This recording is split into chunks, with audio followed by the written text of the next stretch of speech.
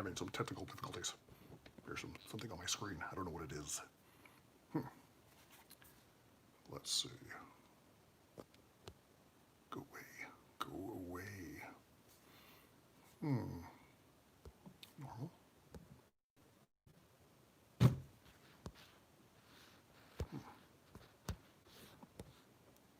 That's weird. I got something on my screen. I don't know what it is. Maybe it'll go away on itself.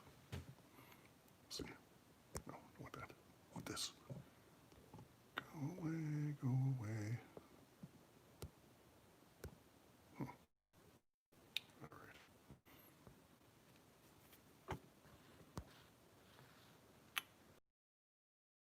Cancel. I don't know. I got something on my screen. It's really annoying. I can go through a whole video like this. I guess I will. I have no choice. All right. Welcome to Paul's Take. This is the third shift on Paul's Take. I think that might be copyright. So I'm trying to think of a name for my podcast. Or my fob. I don't know what they call this thing. My broadcast. Let's just call it that. Today's title is SpaceX's Starship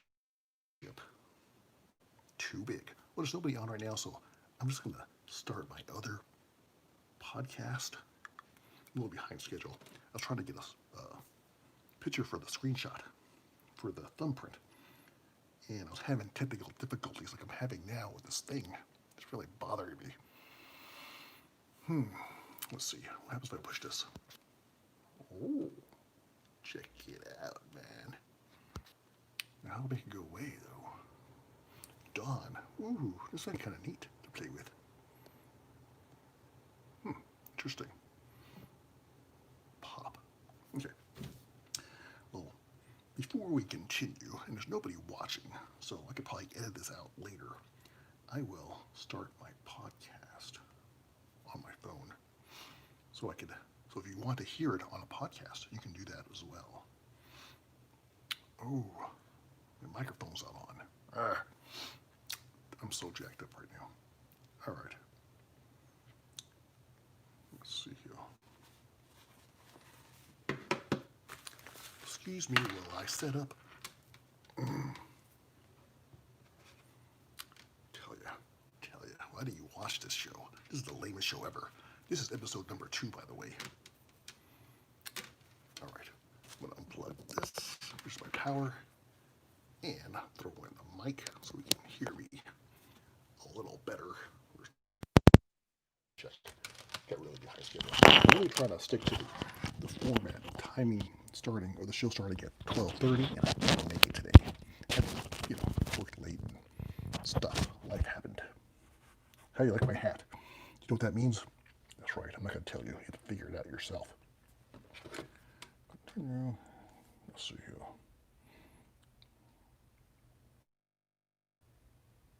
Retry.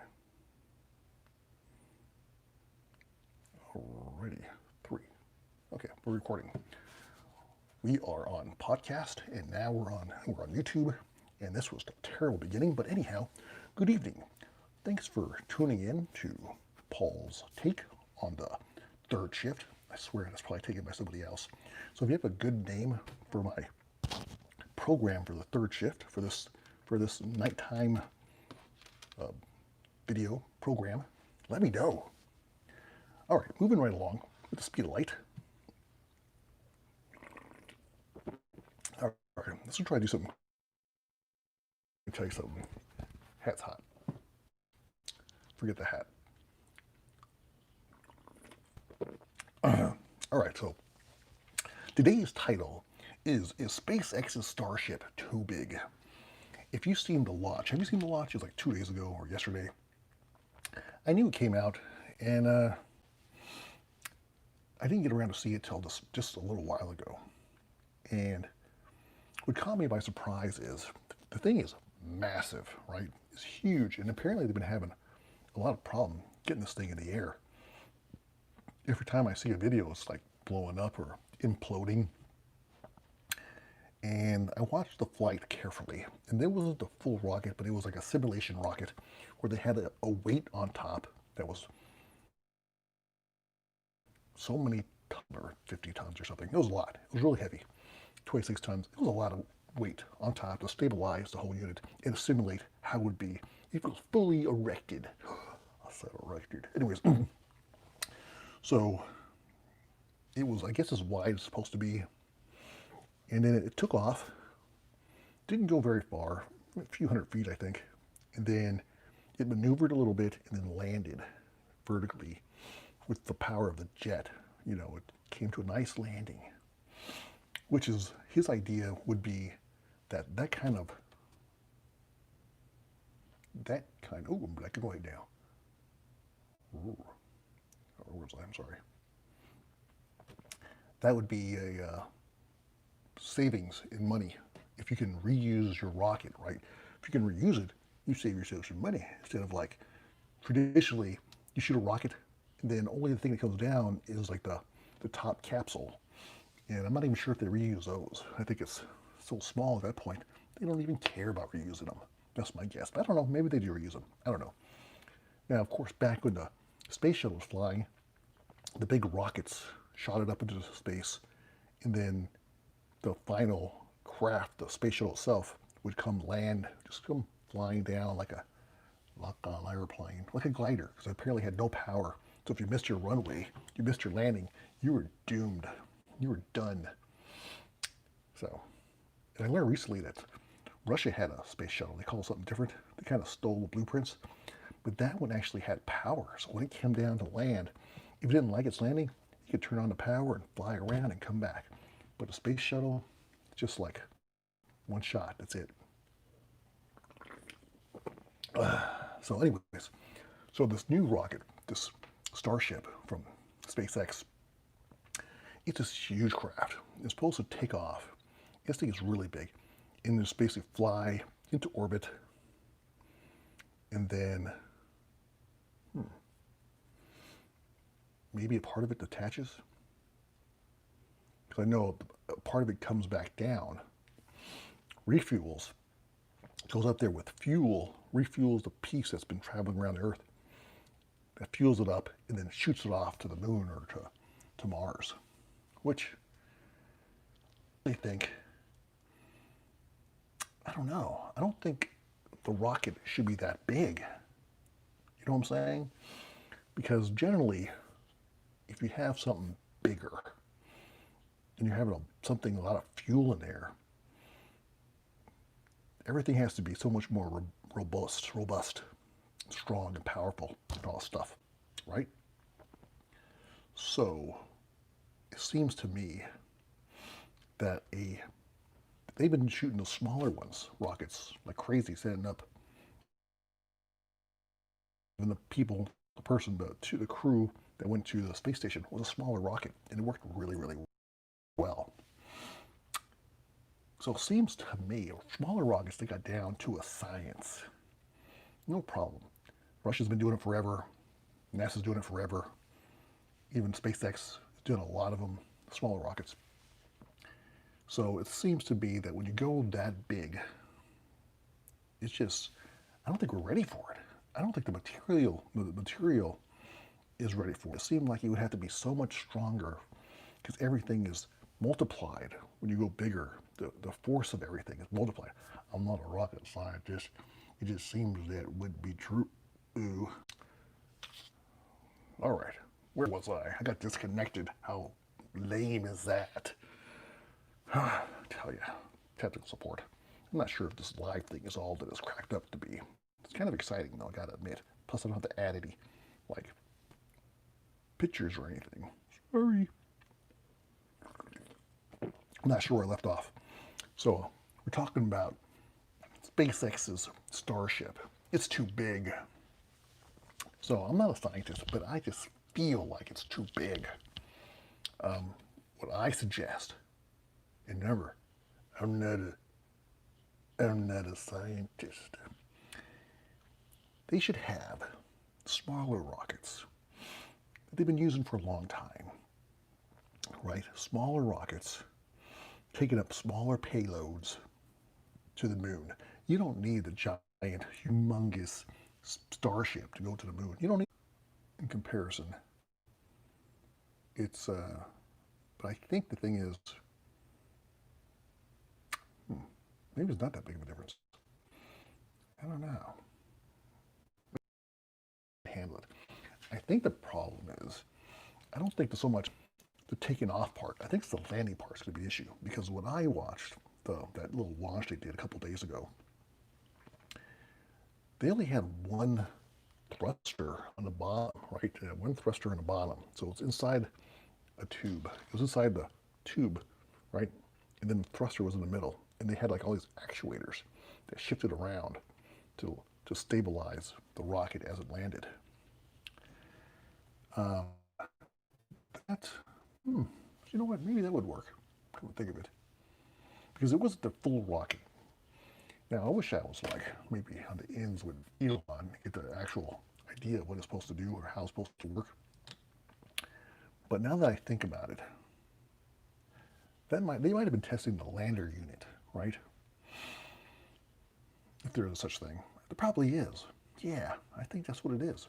I think what they were doing, and I should have thought about this before, I think there actually is two parts to the Starship, right? I think so. I think there's two parts to it. It looks like one. It looks like one big part, but I think there's two. I think the picture I'm looking at, there's only showing the lander part of it, which is pretty big in itself. But I think there's a big old giant rocket that's below the spaceship. So that takes it up. I should do research, right? But research is so time consuming. But, so, say this. Hold on. Visual aid. I'm not drinking this, by the way. This is bad for you. Can't get it out. Can't get the lander out. Here's a bad example. Okay. Visual aids, right? Okay, so here's your wind rocket, and here's the Starship.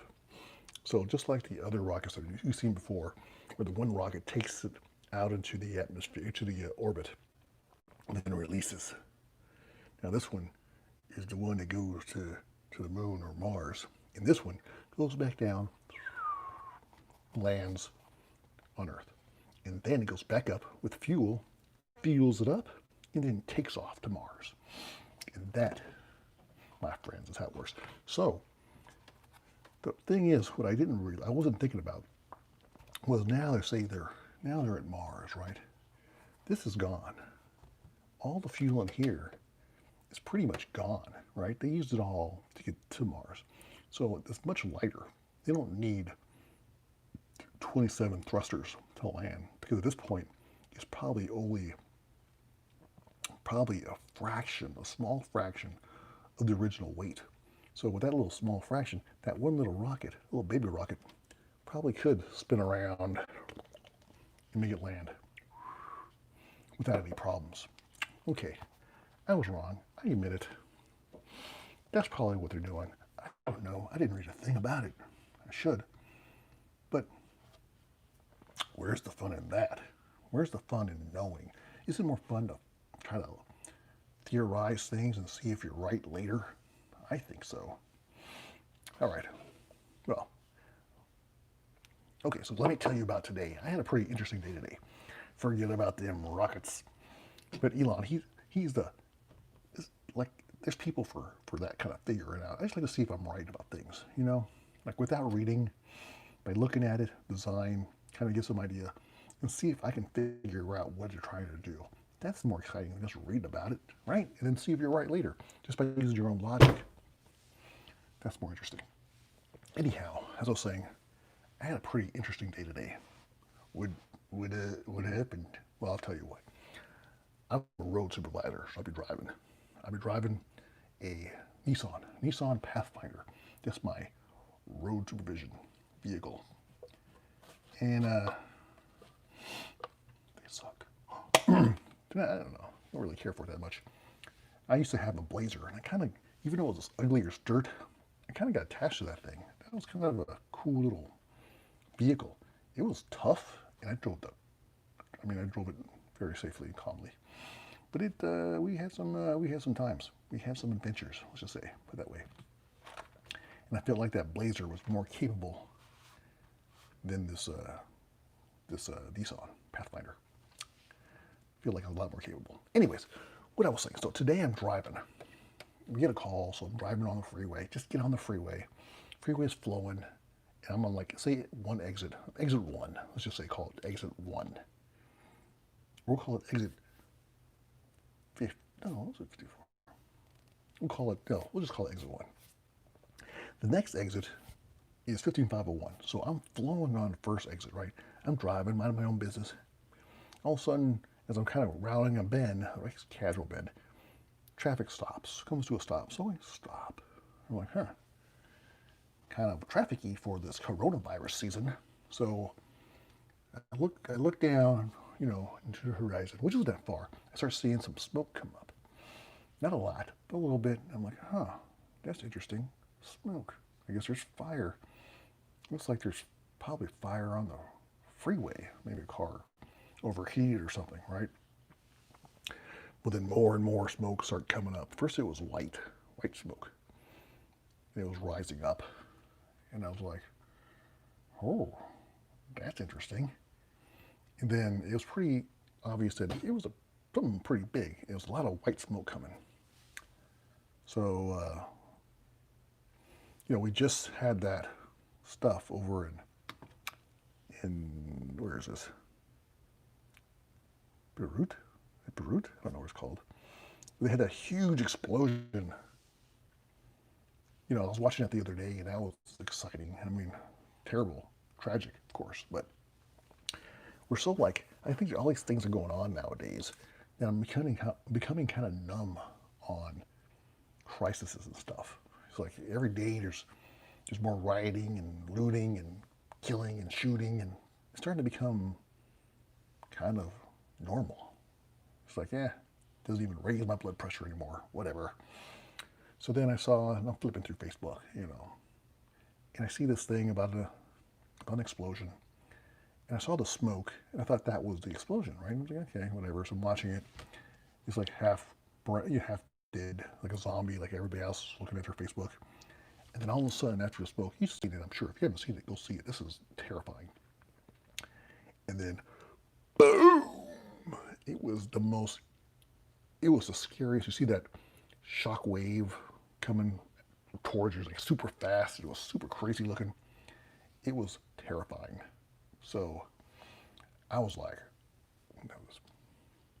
are you really live? I am alive, whoever you are. Hi, live. Okay, so it was terrifying, right? So that was only like a few days ago.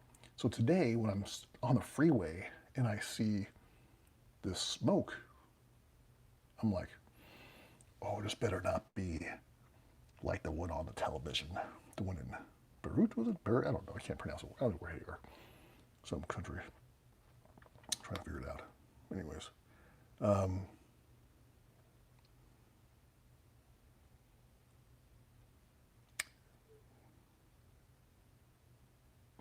So anyways. So I just saw that, right? And I'm like, holy mackerel. That was terrifying. I'm looking at this on the freeway. I'm like, the smoke is not that far away. If they had that same kind of explosion, I'm done. I'm toast. I'm totally screwed. So, not quite like the one on TV, but it started getting darker, like really dark and thick and brown, and it was like black almost. It got thicker and thicker and thicker. And if I have the video, by the way, I took a video of it, so if you want to look at it, go ahead and check out my videos. It's probably the last one before this. Anyhow, so it was getting darker. I was like, holy madre, that's dark and scary. And I was like, that doesn't look like a car fire. I thought it was like those gas trucks on fire or something. I'm just waiting to see the fireball coming at me. It was huge. It was terrifying. Well, it wasn't terrifying. I was waiting for the terrifying. I was waiting for the big explosion. But thank goodness it didn't happen. So finally, after sitting there for about 40 minutes in like stop traffic, just parked, just chilling, we finally able to like pass it up on the shoulder. So every 4 lanes of traffic had to go on the shoulder to pass up this section. And it was the worst accident I've ever seen in my life. I think it was about 14 cars, and it was just mangled and tangled and crazy. It was something like you see on TV, those big ones, like a nationwide thing. But I was right there, and I figured that I wasn't very far away. I was within like a quarter mile away. I think I only missed the accident probably about 2 minutes. I think it was 2 minutes earlier. I'd have been right there in the middle, right there. So I was like, whoa, kind of shakes you up a little bit. But you know, I'm kind of a road dog, so it was pretty interesting, to say the least. All right, so hope you liked my show. Is there anything else going on in the world? I only got 4 more minutes. Make sure if you're new, make sure you hit like and subscribe. Help out the page. As you can see, nobody's watching this, but it's fun. My other videos are. Oh, thank you very much. Huh? Name's almost like mine. Anyhow, so yeah, so I'm making a little bit of money doing videos, and I do a lot of reviews, like car reviews and product reviews, and I see a lot of people they specialize on one thing. They just do car reviews, and there's a structure to them, and it works for them. It looks really good. And they do a great job. I'm not saying it's not wrong. And it's like, well, you know, I've done car reviews, and I like it just so I can get into the people's cars and drive them. But I don't have a single-minded focus on things. My brain pops around, so I have a lot of interest. You know, like stuff, even like politics and space stuff. I really fascinated with Elon Musk. I'm almost stalking the guy. He's just exciting compared to everybody else in the world. He's doing stuff and he does stuff so fast. He just does stuff that's amazing. Huge ideas, going to Mars, drilling holes in grounds, making a whole car company, doing all this stuff. So you'll probably see me doing a lot of them kind of videos. And I like to critique them because I'm jealous and I want to be smarter than him, piss him off and say, who's that guy? Let me go meet this dude or something. I doubt it. Anyways, who knows? So I'm infatuated with his kind of stuff. And, you know, it's science and like, I like to kind of figure out the meaning of life and different theories on that. Aliens, love the aliens. Love them. Alien stuff. I mean, I'm not friends with any of them. I did have two sightings in my life. But not very exciting. I'll tell you later. And I heard some really good stories. People, for some reason, open up to me. I don't know what it is about me. But I think I know what it is. People think believe it or not, I seem super sane on the video, but people think I'm crazy. So I feel that because people think I'm nuts, and I talk about everything, that they can open up to me. I'm not going to judge them.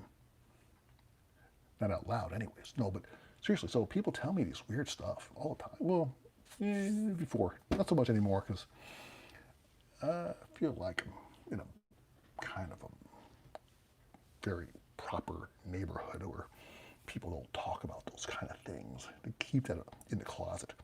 Over here is like closet subjects. But in like Los Angeles, California, you get a lot of like stoner talk. Like, dude, man, you know what I think the world's all about? You know, it's like I think what happened is when you think about the light, right? You think about the light coming from the sun, right? Like that's the light, that's the energy, that's the life, man. It's the light from the sun. That's what it's all about, man. It's just light here. That's what it is, you know. So, anyways, so I like to theorize on that, like the Matrix kind of thing. Are we living in a dream? Are we from aliens? Are we from, I don't know, whatever. So make sure you hit like and subscribe because I'm dying to do some of those kind of shows, you know. I feel like I'm a little nervous because this is only my second episode and live is totally scary. So once I get more kind of comfortable, you're going to get some crazy stuff. So make sure you hit like, subscribe. Thanks for watching Paul's Take on a Third Shift. See ya tomorrow night. Every night, my goal is every night at 12:30 to 1. Thanks for watching Paul's Take.